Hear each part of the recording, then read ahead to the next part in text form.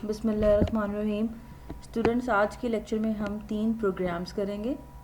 Chapter 10 के 3 programmes हैं, 10.1, 10.2 and 10.3। 10.1 से स्टार्ट करते हैं। Write a program that displays a message, values of integer and character variables. हमने क्या करना है कि हमने एक प्रोग्राम लिखना है जिसमें हमने कोई भी मैसेज डिस्प्ले करवाना है और किसी इंटीजर की वैल्यू को डिस्प्ले करवाना है और इसी तरीके से किसी भी कैरेक्टर वेरिएबल्स की वैल्यू को डिस्प्ले करवाना है। तो बहुत सिंपल सा प्रोग्राम है। चलें ये स्टार्ट करते हैं। ये देखिए, अब यहाँ पे इसी तरीके से प्री प्रोसेसर डायरेक्टिव से हमने स्टार्ट किया। ये हमने यहाँ पे हैश इंक्लूड स्टैंडर्ड io.h, ठीक है। उसके बाद हमने hash include conio io header file को इंक्लूड किया। फिर मेन फंक्शन हमारा यहाँ से स्टार्ट हो रहा है और ये मेन फंक्शन की बॉडी है, ठीक है। अब इसमें हमने सबसे पहले हमने 2 वेरिएबल्स डिक्लेयर किए हैं। एक हमने इंटीजर टाइप का वेरिएबल डिक्लेयर कर लिया है जिसका नाम है n और उसको वैल्यू असाइन की है 10, ठीक है। उसके बाद हमने एक और वेरिएबल डिक्लेयर किया है जो कैरेक्टर टाइप का है और इसका जो नाम है डैट इज़ ch और इसको हमने वैल्यू असाइन कर दी है स्टैरिक, ठीक है। ये हमने इसको वैल्यू असाइन किया। अब उसके बाद हमने इस प्रोग्राम में एक कोई भी मैसेज डिस्प्ले करवाना है और इन दोनों वेरिएबल्स की वैल्यू को डिस्प्ले करवाना है। अब यहाँ पे देखें, ये प्रिंटफ की स्टेटमेंट है। इसमें हमने क्या किया है कि यहाँ पे एक मैसेज डिस्प्ले करवाया, डैट इज़ टेस्टिंग आउटपुट। ये एक मैसेज हो गया। दूसरा काम हमने करना था इंटीजर वेरिएबल की वैल्यू। तो इसी तरीके से हमने क्या किया है, प्रिंटफ लिखा है। फिर उसके अलावा यहाँ पे हमने इसका जो फॉर्मेट स्ट्रिंग था उसमें हमने इसमें फॉर्मेट स्पेसिफाई यूज़ किया है डबल कोट्स में। उसके बाद कॉमा का यूज़ किया है और वैल्यू हमने किसकी डिस्प्ले करवानी थी, इंटीजर की। तो यहाँ पे उसका जो हमने नाम रखा था डैट वाज n। तो यहाँ पे सिंपल हम n लिखेंगे तो n की वैल्यू हमें ये डिस्प्ले हो जाएगी। उसके बाद इस तरीके से हमने कैरेक्टर वेरिएबल की वैल्यू डिस्प्ले करवानी थी। तो वो भी इस तरीके से कैरेक्टर के लिए जो फॉर्मेट स्पेसिफाई यूज़ किया जाता है डैट इज़ मॉडुलस c और ये हमने उसके बाद कॉमा लगाया और उसके बाद यहाँ पे ch लिखा। तो ये हमारा यहाँ पे प्रोग्राम एंड हो रहा है। तो जब ये प्रोग्राम हम एग्जीक्यूट करेंगे तो उसकी जो आउटपुट आएगी, ये देखें यहाँ पे आउटपुट आ रही है। यहाँ पे पहले ये मैसेज आ गया है, उसके बाद यहाँ पे ये इंटीजर वेरिएबल की वैल्यू है और उसके बाद फिर ये कैरेक्टर वेरिएबल की वैल्यू है। तो इस प्रोग्राम में हमें जो 3 काम कहे थे करने के लिए वो परफॉर्म हो गए हैं। उसके बाद हम नेक्स्ट प्रोग्राम की तरफ मूव करते हैं।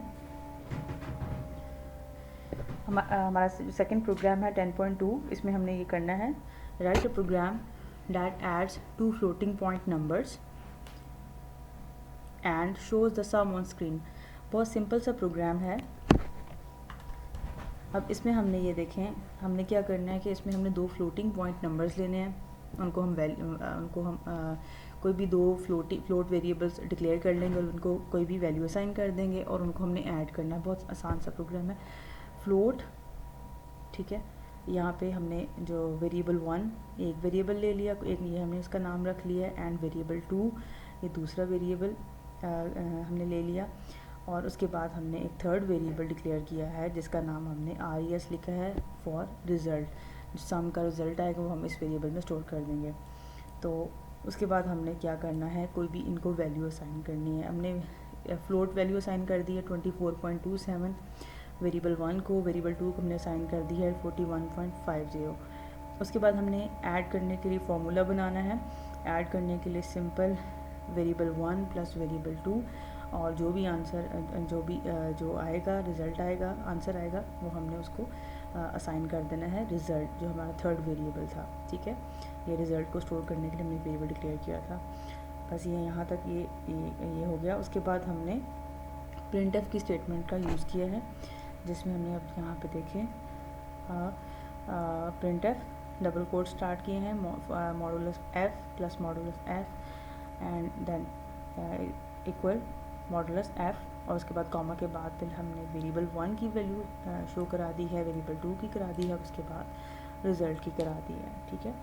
तो यहाँ पे जब हमारा प्रोग्राम ये एग्जीक्यूट होगा तो यहाँ इस तरीके से इसकी आउटपुट नज़र आएगी 24.27 प्लस 41.50 इज इक्वल टू 65.770006। तो ये इस तरीके से ये शो होगा। तो हम इसको सिंपल वे में भी लिखना चाहें तो वो भी हम लिख सकते हैं। अगर हम सिंपल हम इस तरीके से भी हम लिख सकते हैं। यहाँ पे मैं सिंपल इसको प्रिंट एफ